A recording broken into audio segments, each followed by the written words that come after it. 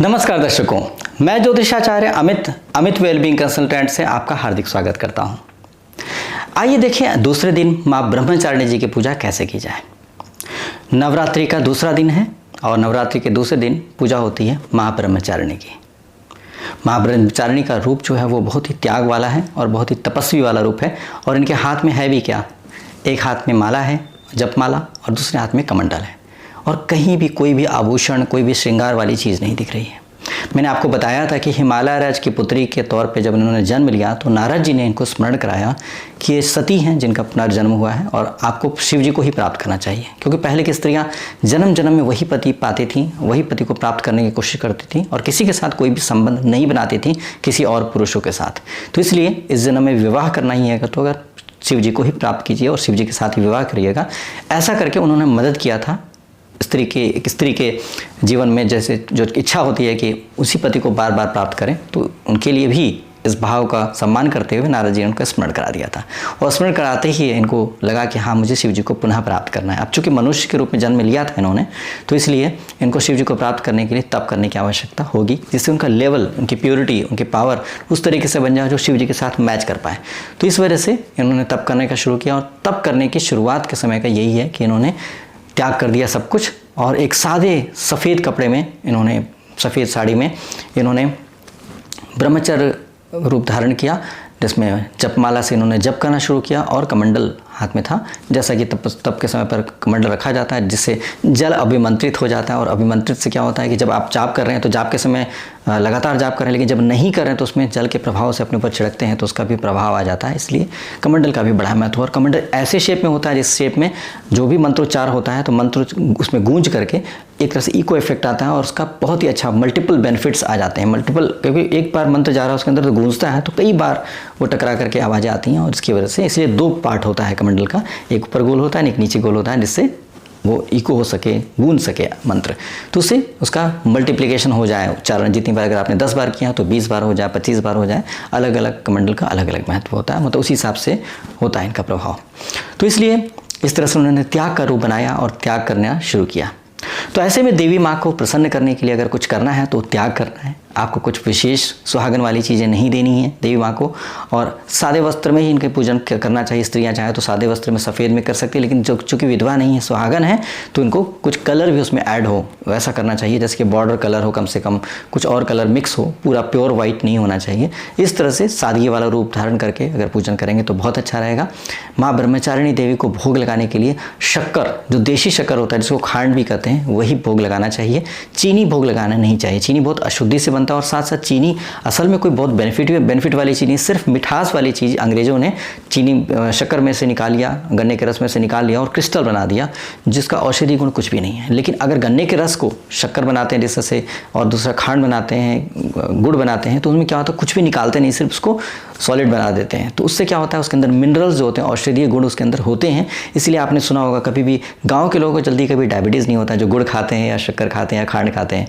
तो इसलिए आप कोशिश करें कि प्राकृतिक चीज़ ही माँ को भोग लगाएं, जो शुद्ध हो, जिसमें किसी तरह का केमिकल ना हो, तो बहुत बढ़िया। और खुद भी अपने जीवन में परिवर्तन करें, ऐसी चीज़ें ग्रहण करें जो औषधीय गुण हो और प्राकृतिक हो। साथ साथ माँ के साथ ये भी ध्यान रखना है कि माँ ने बहुत बड़ा तप किया था। माँ ने करीब 1000 वर्ष तक कंदमूल खाया था, और कंदमूल खाने के बाद 1000 वर्ष के बाद देखा उन्होंने कि अभी भी तप का कोई फ़ायदा नहीं हो पाया खास, तो उन्होंने और त्याग करना शुरू कर दिया।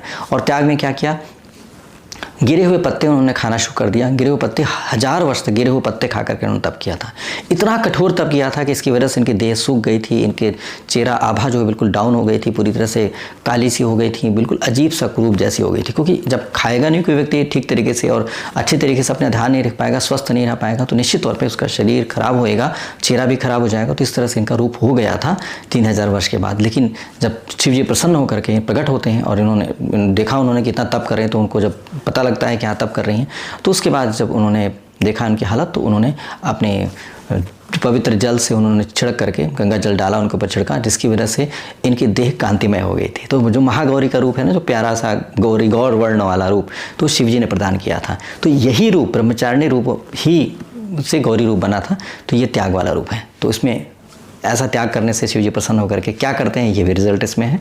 तो इसीलिए ऐसे समय में चाहिए कि चाहे वो पुरुष हो चाहे स्त्री हो, आज के दिन अवश्य पूजा करें। पहले देखिए औषधि गुण माँ शैलपुत्री की कृपा से आपको प्राप्त हुआ, लेकिन अब अगर आप त्याग करते हैं तो शरीर के अंदर भी शुद्धि और पवित्रता आती है, और ब्रह्मचर्य की वजह से आपके अंदर बहुत सारे अच्छे गुण भी सामर्थ्य आ जाता है, जिस 2 गुण से आप पूरे भी नवरात्रि के टाइम पे अच्छे तरीके से पूजन कर पाएंगे। शरीर आपका स्वस्थ रहेगा, प्लस त्याग करने की वजह से शरीर किसी भी तरह से भटकेगा नहीं और वासना से भी बच सकते हैं, ऐसी कृपा प्राप्त हो सकती है। आज की डेट पे स्त्रियों के लिए, पुरुष के लिए संयम रखना बहुत मुश्किल हो पा रहा है, वासना से बच पाना भी बहुत मुश्किल हो पा रहा है। ऐसे में माँ ब्रह्मचारिणी की पूजा करके अगर मांगा जाए उनसे कि हे देवी माँ कृपा करें जिससे मुझ में वासना हावी ना हो, और वासना की वजह से बहुत सारे संबंध ऐसे बनते हैं जिसकी वजह से बहुत ज़िंदगी में तबाही आ जाती है। तो इसलिए हमारे चरित्र सही रहे, हम किसी भी तौर से वासना के कारण कहीं से भटक ना जाएं, ऐसा अगर आशीर्वाद प्राप्त करेंगे तो जो ब्रह्मचारिणी इतनी पावरफुल हैं, जिन्होंने इतना त्याग किया, जो गिरे हुए पत्ते खाती हैं और उसके बाद तप करती हैं, तो ऐसे से आप आशीर्वाद लेते हैं तो फिर तो समझ लीजिए कितना अच्छा आशीर्वाद मिलेगा और आपके अंदर कितनी अच्छी क्षमता आ जाएगी ब्रह्मचर्य का पालन करने की। देखिए कहते हैं ना कि कोई ऐसी चीज़ नहीं जिसमें जीवन नहीं जाता है। लोग कहते हैं कि नॉनवेज खाने वाले लोग कहते हैं कि हम तो जीव मार के खा रहे हैं, लेकिन आप भी तो पालक खा रहे हो या पत्ते खा रहे हो, कंदमूल खा रहे हो, इसमें भी जीवन होता है। बात सही है, उनमें जीवन होता है। हाँ, चेतना इतनी ज़्यादा नहीं होती, जितने जागृत जो जीव हैं, जिनके अंदर याददाश्त होती है, जिनका दिमाग होता है, वो ज़्यादा समझते हैं चीज़ों को, लेकिन वो भी जीवित होते हैं, पत्ते भी जीवित होते हैं, और जो भी कंदमूल खा रहे हैं वो भी, उसमें भी जीवन होता है। लेकिन देखिए यहाँ पर ब्रह्मचारिणी माँ के मैसेज मिल रहा है कि वो जिस तरह से गिरे हुए पत्ते खा रही हैं। अब गिरे हुए पत्ते में क्या होता है, वो जब प्राण उसके समाप्त हो जाते हैं तभी वो गिरता है। वो मटेरियल है, उसमें किसी के प्राण नहीं हो, किसी की जीव हत्या नहीं हो रही है, किसी भी तौर पे नहीं हो रही है। पालक का पौधा उखाड़ के आपने खाया तो हाँ, ये कि उसका जीवन था, उसका वो समाप्त हो गया, लेकिन गिरे हुए पत्ते में तो जीवन नहीं है। तो इसलिए आपको पत्ता मतलब हरियाली भी मिली, हरी चीज़ें भी मिली, आप उसका सेवन भी कर पाएँ और साथ साथ किसी का जीवन भी नहीं गया। तो ये बिल्कुल ही प्योर फूड हो गया, एक तरह से कहा जाए कि उसमें बिल्कुल ही कोई गड़बड़ी नहीं है, कोई दोष नहीं है, और इस तरह से व्यक्ति एकदम पवित्रता के साथ अपना जीवन आगे बढ़ा सकता है। तो माँ ने बहुत बड़ा त्याग करके हमें संदेश दिया। हमें भी कोशिश करना चाहिए कि अच्छी चीज़ें खाएं, अच्छा भोजन करें, जिससे किसी भी तरह का कोई दोष ना हो। मांस मदिरा तो बिल्कुल ही त्याग देना चाहिए। ऐसे में ब्रह्मचर्य का पालन करते हुए अगर पूजन करेंगे तो बहुत ही अच्छी सफलता मिलेगी और बहुत अच्छा लाभ मिलेगा, और देवी माँ का आशीर्वाद प्राप्त हो गया तो आपके जीवन में कोई भी किसी भी तौर पे आपका चारित्रिक पतन नहीं कर सकता है। ये भी एक अपनी उपलब्धि है और इसको प्राप्त करने की कोशिश करनी चाहिए। आइए देखिए कौन सा मंत्र जाप किया जाए। तो मंत्र मैंने आपको बताया है कि मंत्र है जो हर रोज कर सकते हैं, वो है मंत्र ओम ऐं ह्रीं क्लीं चामुंडाय विच्चे। यह मंत्र बिल्कुल सही उच्चारण के साथ अगर आप करेंगे तो बहुत अच्छी बात है। उसके बाद ये भी कर सकते हैं या देवी सर्वभूतेषु माँ ब्रह्मचारिणी रूपेण संस्थिता नमस्तस्यै नमस्तस्यै नमस्तस्यै नमः नमः, ये भी हो सकता है। उसके बाद एक और मंत्र कर सकते हैं सर्वमंगल मांगल्ये शिवे सर्वार्थ साधिके शरण्ये त्र्यंबके गौरी नारायणी नमोस्तुते। ये भी बहुत प्यारा मंत्र है। इस तरह से जिसमें भी भाव हो, जिसमें भी प्रेम आए, जिसको भी करने का मन करे, हृदय से जो कहे ये मंत्र करना है, अच्छा लग रहा है आपको, वही कीजिएगा, क्योंकि आपके हृदय तभी शामिल होगा जब आपके हृदय की मनपसंद चीज़ें होंगी। तो इसलिए अपने मनपसंद के तरीके से माँ को प्रेम पूर्वक अगर उनके मनपसंद की चीज़ें करेंगे, जैसे आप उनको शक्कर चढ़ाएंगे, भोग लगाएंगे, तो उससे बहुत ही अच्छा रहेगा। आप भी प्रसन्न होंगे, देवी माँ भी प्रसन्न होगी, और इतना अच्छा पॉजिटिव एनवायरनमेंट बनेगा जिसकी वजह से आपके अंदर बहुत पॉजिटिविटी आ जाएगी और पाप और दोष से आप मुक्त हो पाएंगे। तो इस तरह से करके आप देवी का पूजन कर सकते हैं, उनका लाभ ले सकते हैं। अब बात ये बनती है कि इस बार तृतीया तिथि 6 हो रहा है, तो इसलिए तृतीया में जो माँ चंद्रघंटा की पूजा करते थे, माँ चंद्रघंटा की पूजा कैसे करें। तो माँ चंद्रघंटा की पूजा कब करें, कैसे करें, इसके बारे में आपको थोड़ा बता देते हैं, जिससे आपके मन में जो दुख चल रहा है कि माँ को मिस कर रहे हैं तो वो दूर हो जाए। देखिए द्वितीया सुबह सूर्योदय के समय पर द्वितीया रहेगी, और द्वितीया थी इसकी वजह से आपका सारा दिन द्वितीया उदया तिथि के हिसाब से माना जाएगा, और द्वितीया चलती जा रही है और द्वितीया 9:11 पे पूर्ण हो जा रही है। लेकिन चूंकि सूर्योदय के समय पर द्वितीया थी, इसीलिए पूरा दिन द्वितीया माना जाएगा। ऐसा तरीका है पूजा पाठ के लिए, शुभ कार्य के लिए। लेकिन अभी हो क्या रहा है, तृतीया कैसे 6 हो रही है, ऐसे 6 हो रही है कि 9:11 पे द्वितीया पूर्ण हो गई, उसके बाद तृतीया लग गई और लगी रहेगी तृतीया सारा दिन, शाम, रात, मध्य रात्रि के बाद सुबह भोर में 5:42 AM 5:42 AM पर तृतीया पूर्ण हो जा रही है।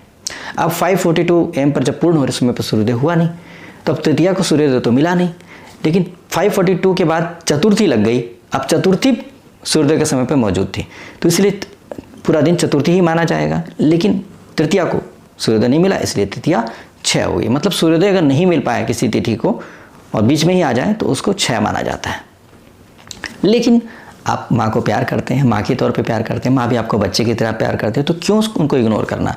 हाँ, तृतीया बीच में तो आ ही रही है ना, सूर्योदय की तिथि के हिसाब से नहीं आ पा रही तो कोई बात नहीं, 9:11 के पहले माँ ब्रह्मचारिणी की पूजा कर लीजिए और 9:11 के बाद माँ चंद्रघंटा की पूजा कर लीजिए, तो इसमें कोई बुराई नहीं है।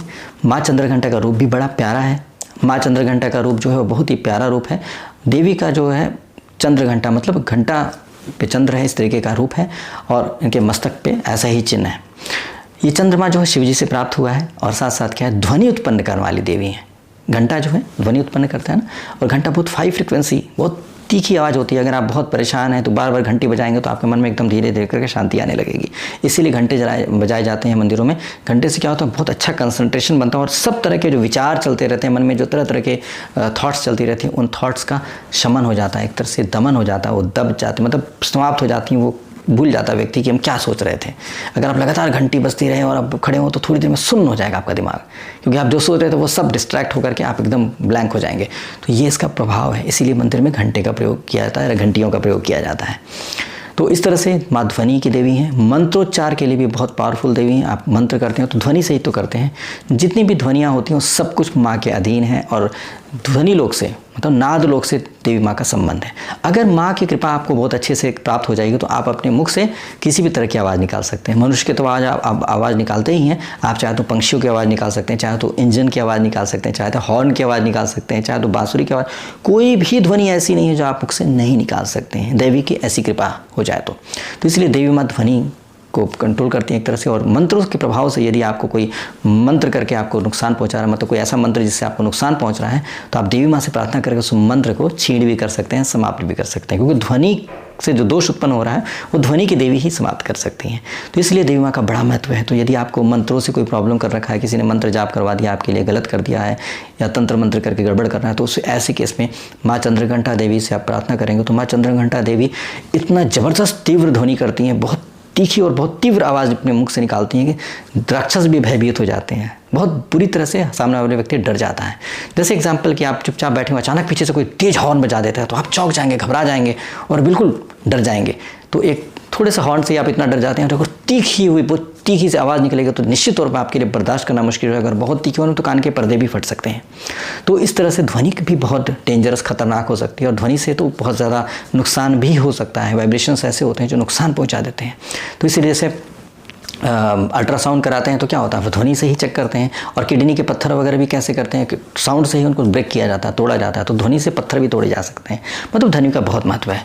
तो इसलिए बहुत ज़रूरी है कि इसका आप इस तरह से प्रभाव माँ चंद्रघंटा देवी के आशीर्वाद से प्राप्त करें और अपने आप को किसी भी तरह की नेगेटिविटी से मुक्त करेंगे तो आपके लिए बहुत ही अच्छा रहेगा। माँ को जो भोग लगता है वो दूध का भोग लगता है। और ध्यान रहे, दूध का भोग मतलब इसका मतलब ही नहीं कि फटाफट पैकेट वाला दूध खोले और माँ को भेंट कर दिए, ऐसा मत कीजिएगा। कोशिश कीजिएगा कि ताज़ा दूध मिल जाए। अगर A2 मिल्क मिल जाए, मतलब देशी गाय का दूध मिल जाए तो बेस्ट होता है। और ताज़ा दूध उसको उबाले नहीं, माँ को ऐसे ही प्रदान करेंगे तो बेस्ट होगा, क्योंकि नेचुरल प्राकृतिक तौर पे देवी को दिया जाता है। वैसे भी आप भी अगर दूध ग्रहण करते हैं तो सबसे अच्छा रहता है कि आप दूध डायरेक्ट, जैसे तुरंत दूध निकाला गया और तुरंत गरम उसके पहले कि ठंडा हो जाए, अगर आप ग्रहण करते हैं तो बिल्कुल नेचुरल होता है, उसमें कोई केमिकल नहीं होता है, कोई उसका प्रभाव चेंज नहीं होता है। लेकिन जब आप उसको उबालते हैं तो उबालने से उसके औषधि गुण कम हो जाते हैं, उसके विटामिन वगैरह बहुत सारी जो क्वालिटीज़ होती है वो जल जाती हैं, खराब हो जाती हैं। तो प्राकृतिक तौर पे देखिए, गाय का बछड़ा क्या होता है, डायरेक्ट ही दूध पीता है। जितने भी मैमल्स हैं जो स्तनधारी हैं वो अपने बच्चे को दूध पिलाते हैं तो उबाल के नहीं पिलाते हैं, वो डायरेक्ट स्तन से पी लेते हैं। तो इसी तरह से आप भी अगर पीते हैं बिल्कुल डायरेक्ट दूध तो बहुत अच्छा होता है। तो माँ को एकदम ताज़ा दूध चढ़ाएं तो बहुत बढ़िया रहेगा। यदि किसी वजह से नहीं हो पा रहा तो भी अगर आप पैकेट का दूध ला रहे हैं, मजबूरी है, तो देखिए कि A2 मिल्क हो। A2 मिल्क के साथ साथ उसको पैकेट से डायरेक्ट चढ़ा दीजिएगा तो बेस्ट रहेगा, उसको उबालने की ज़रूरत नहीं है। तो ऐसे करके आप देवी माँ को देवी का प्रिय भोग लगा सकते हैं। अगर आपको लगता है कि नहीं सिर्फ दूध कैसे चढ़ाएंगे, आपके मन में भाव आ रहा है, तो देखिए भाव को भी बहुत महत्व देना है। फिर क्या कीजिए, पहले रूप में क्या था, घी था, दूसरे रूप में क्या था, शक्कर था। इन चीज़ों से मिली हुई कोई चीज़ आप बना के चढ़ा सकते हैं, उससे बहुत अच्छा रहेगा। चावल भी चढ़ा सकते हैं, लेकिन आप चूँकि फास्ट कर रहे हैं, यदि अन्न नहीं ग्रहण कर रहे हैं तो आपके लिए दूध ही बढ़िया रहेगा। दूध आप चढ़ा देंगे तो बहुत बेस्ट रहेगा। उसमें शक्कर मिला सकते हैं स्वाद के लिए। तो देवी माँ का ही रूप है जो ब्रह्मचारी रूप, शक्कर उनको पसंद है, उनको प्रिय है। तो ऐसे करके आप इस तरह से देवी माँ को भोग लगा सकते हैं। अब बात ये बनती है कि देवी माँ के कौन से मंत्र हैं जिन मंत्रों को करने से आपको लाभ मिल सकता है, देवी माँ से जुड़ सकते हैं। तो मैंने आपको बताया है कि सभी देवी के रूप को आप जप सकते हैं। ओम ऐं ह्रीं क्लीं चामुंडाय विच्चे, इस मंत्र का जाप करते हुए मंत्र एकदम बिल्कुल सही होना चाहिए, गलती नहीं होनी चाहिए। कोई मंत्र मतलब कुछ शब्द ही है जिनके वाइब्रेशन से आपको लाभ मिलने वाला, और उसमें भी गड़बड़ हो गई तो कैसे होएगा। उसके बाद दूसरा मंत्र आपको बताया है मैंने कि या देवी सर्वभूतेषु माँ चंद्रघंटा रूपेण संस्थिता नमस्तस्यै नमस्तस्यै नमस्तस्यै नमो नमः। यह मंत्र भी आप कर सकते हैं, बहुत ही प्यारा है। तीसरा है ओम सर्वमंगल मांगल्ये शिव सर्वार्थ साधिके शरण्ये त्र्यंबके गौरी नारायणी नमोस्तुते। ये भी मंत्र है। ये सब मंत्र बड़े भाव वाले हैं, बहुत अच्छे हैं, सिंपल हैं, बहुत कठिन नहीं है, लेकिन पावरफुल बहुत हैं। बात यह है कि इन मंत्रों के साथ आपकी भक्ति, आपका प्रेम भी जुड़ जाता है तो और भी पावरफुल हो जाता है, क्योंकि आप भावना भी जुड़ जाती है आपकी। तो इसलिए भाव के साथ किया हुआ मंत्र बहुत ही पावरफुल रहेगा। हाँ, ध्यान रहे कि जब करें तो आसन पर बैठ के करें। आसन कौन सा होना चाहिए? आसन के लिए ज़रूरी है कि ऊनी आसन हो, पीला या लाल रंग का आसन हो तो चलेगा।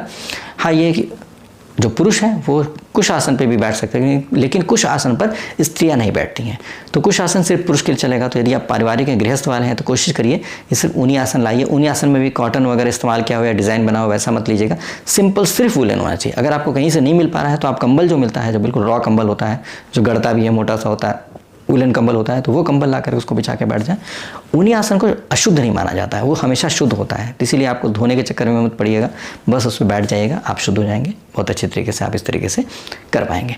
तो इस तरह से देवी माँ का पूजन करिए, देवी माँ को प्रसन्न करिए। आज के दिन माँ ब्रह्मचारिणी को भी प्रसन्न करिए, आज के दिन माँ चंद्रघंटा को भी प्रसन्न करिए, और अच्छा सा आशीर्वाद लेकर के अपने जीवन को बहुत ही बेहतर करिए, ताकि आपका पूरा साल बहुत बढ़िया जाए। और एक साल आपका अच्छा जाएगा, फिर अगले साल फिर से पूजन कर लीजिएगा जब स्टार्ट होगा अपना हिंदू नववर्ष, क्योंकि हिंदू नववर्ष स्टार्ट हो चुका है। मैंने पहले वीडियो बना के आपको विश किया है, तो आप समझने की कोशिश करिए कि हिंदू वर्ष बहुत पावरफुल है, क्योंकि ज्योतिष गणनाओं के हिसाब से इसका कैलकुलेशन करके ही बनाया गया है कि किस समय पर स्टार्ट होना चाहिए नया साल, उसके हिसाब से ही है, ये नहीं कि अंदाजे से बना दिया। तो इसलिए इस समय पर पूरे साल को ठीक करने के लिए आप पूजन कर रहे हैं, तो देवी माँ से प्रार्थना कीजिएगा मेरा साल बहुत अच्छा जाए, मैं जीवन का सदुपयोग कर पाऊँ इस साल, और अपने जीवन में ज़्यादा से ज़्यादा लाभ ले पाऊँ, जिससे हमारे आत्मिक प्रगति हो, मेरा स्पिरिचुअल प्रोग्रेस हो। तो इस तरह से माँ से आशीर्वाद लेकर अगर आप बढ़ेंगे तो जीवन में सब कुछ बहुत बढ़िया होगा, और आप पाप नहीं कर पाएंगे, गलतियाँ नहीं कर पाएंगे, और अच्छा से अच्छा करते हुए अच्छे लोक में अच्छी तरीके से विराजेंगे। तो मेरी ओर से बहुत ढेर सारी शुभकामनाएं नवरात्रि के लिए। आप सभी सुखी हो, मंगलमय हो आपका जीवन, और अच्छे से अपना जीवन जी पाएँ। और अगर आपको मेरा चैनल अच्छा लगता है, मेरी बातें समझ में आती हैं, और आप चाहते हैं कि आपको ऐसी इन्फॉर्मेशन और चाहिए, तो आप मेरे चैनल को सब्सक्राइब कर सकते हैं, साथ में बेल आइकन भी प्रेस कर देंगे, जिससे आपको मैसेज आ जाएगा। जैसे ही चैनल में मेरा वीडियो अपलोड होगा आपको मैसेज आ जाएगा, और पसंद आता है तो लाइक करके बताएंगे, तो मुझे भी खुशी मिलेगी और मेरा उत्साह बढ़ेगा। तो इस तरह से अगर आप करेंगे तो बहुत ही अच्छा लगेगा। चलिए, धन्यवाद, नमस्कार।